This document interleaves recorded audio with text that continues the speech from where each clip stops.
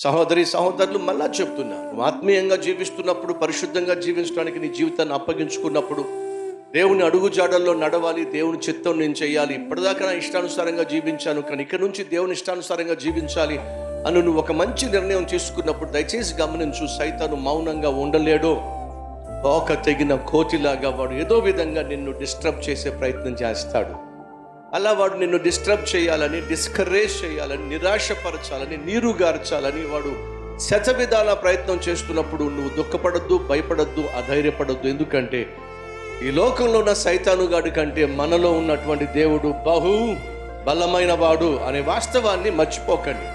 నువ్వు దేవుడిని నమ్ముకున్న తర్వాత కూడా కష్టాలు వస్తాయి. నువ్వు దేవుడిని నమ్ముకున్న తర్వాత కూడా ఇరుకు ఇబ్బందులు వస్తాయి. నువ్వు దేవుడిని నమ్ముకున్న తర్వాత కూడా దేవుని మార్గంలో నడవాలని ఆశించినప్పుడు కూడా చాలా పోరాటాలు వస్తాయి. కానీ దేవుడు లేనప్పుడు ఆ పోరాటాలు నువ్వు ఒక్కడవే ఎదుర్కోవాల్సి వచ్చేది. కానీ ఇప్పుడు దేవుడు నీకు తోడుగా ఉన్నాడు కాబట్టి సైతాన్ తీసుకొచ్చే ప్రతి పోరాటము నువ్వు ఒక్కడవే కాదు ఎదుర్కొంటుంది. నీతో పాటు నీ దేవుడు కూడా వస్తున్నాడు నీ పక్షమున పోరాడడానికి, నీకు విజయాన్ని అందించటానికి. ఈ వాస్తవాన్ని ఎప్పుడూ మర్చిపోవద్దని ప్రభువు పేరట మనవి చేస్తున్నా.